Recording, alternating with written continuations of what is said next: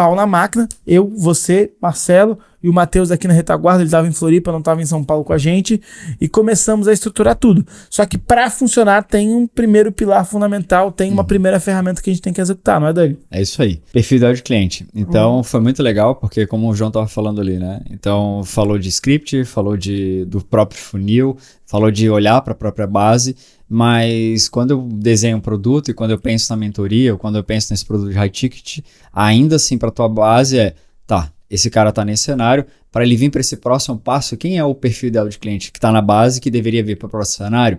Ou quem é o possível lead que a gente está comprando o tráfego e deveria vir para o próximo cenário? A gente tem um episódio aqui falando de perfil ideal de cliente, mas eu vou relembrar um pequeno item que tem pequenas diferenças aí, né? Quando a gente fala de público-alvo, ele é mais demográfico. Então, normalmente as pessoas acabam até confundindo. Então, tá falando de sexo, tá falando de renda, tá falando de idade, tá falando de local onde essa pessoa mora, coisas mais mensuráveis, né? O perfil ideal de cliente, ele tem muito mais essa conexão de tipo, beleza, cara, agora a gente vai sentar, vai olhar para tua base e vamos olhar aqui. Quem é o cara que daria o próximo passo da forma certa? Quem é o cara que está no tempo certo, né, para dar o próximo passo? E aí foi muito legal, porque ele sentou do meu lado e ele sabia exatamente o nome das pessoas que deveriam estar nesse jogo. E aí quando a gente começou a montar essa estrutura, a gente divide em 3 zonas o perfil ideal de cliente. A gente olha para o perfil ideal de cliente que, cara, se eu tiver só desse cliente, é um cliente top, é um cliente que eu vou explodir nas vendas e o cara vai ter muito resultado porque ele está no tempo certo. Tem o cliente intermediário, que é aquela zona de cinza. Se ele fizer um esforço legal e ele mergulhar nas ferramentas, ele vai ter o resultado que ele precisa. E tem o cliente problemático que, cara, esse cara apareceu na listagem, a gente nem tem que vender para ele.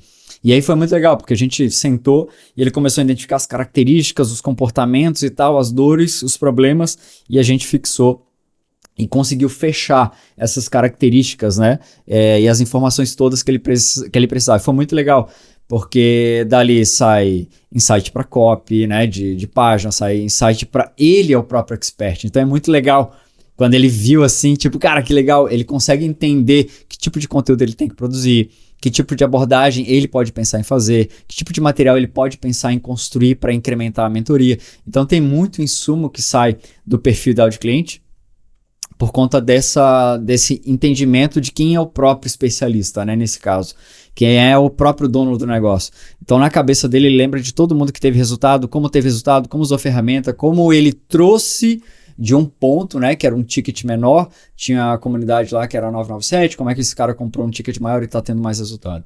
Então o perfil ideal de cliente era o grande cara preciso para ele voltar e fazer novas vendas e boas vendas, ou seja, fazer vendas para o cliente saudável, né, para que ele dê esse próximo passo.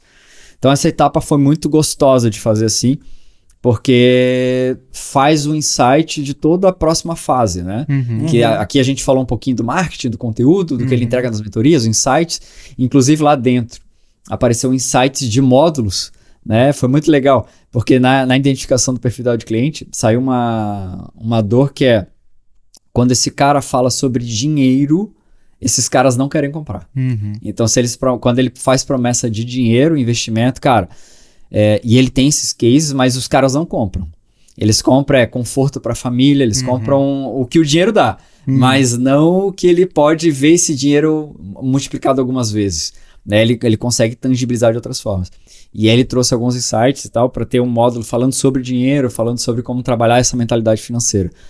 E teve muitos insights ali do próprio produto para ele poder crescer. Então o perfil ideal de cliente ele é um ponto-chave para essa parte de funil e para a parte do produto também, que, cara, ele saiu de lá fervilhando para ajudar um pouquinho na comunidade que ele vende 997 e ajudar, então, a vender melhor os caras que vendem mentoria e vender melhor.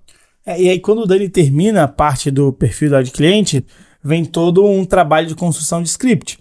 Então, antes de executar todas as outras ferramentas de cliente, a gente já consegue fazer uma primeira versão do script com aquelas informações, porque no perfil de cliente vai falar de dor, vai falar de desejo, a gente vai conseguir descobrir o que a gente quer ouvir desse cliente. Então, enquanto o Dani terminou aquelas informações com o cliente, eu e você recebemos essas informações e eu e o Marcelo começamos a desenvolver o script. Enquanto a gente desenvolveu o script, o Dani foi para uma outra parte. a gente começou a desenvolver o script a milhão. Então, pega aqui, a gente tem um framework muito bem desenhado, tanto de pré-venda quanto de venda, e aí a gente começou a construir o script e o Dani foi trabalhar outras ferramentas de cliente pra gente ter, depois construir mapa de objeção e mais um monte de outras informações. Só que o mais legal de tudo é que, cara, sei lá, 40 minutos a gente terminou o script, 50 minutos a gente terminou os 2 scripts, 60 minutos os 2 scripts. Eu falei assim, ó, cliente, tá pronto aqui, ó. Assim, o que tá pronto? Assim, os teus scripts de venda. Como assim os meus scripts de venda estão prontos? Sim, tá pronto. Você fez o ICP, você estava sentado aqui com o Dani fazendo agora a outra parte da identificação do cliente, mas com essas informações a gente botou no framework construindo o script. E daí, claro, né? Não é só construir o script. Depois que a gente construiu o script, a gente foi validar com ele. Então foi fazer as pequenas correções, ajustar a argumentação, ajustar a frase. Cara, mas beleza, aquilo ali foi mais 40 minutos, 1 hora pra gente fazer esse ajuste final e deixou lá 2 modelos de script.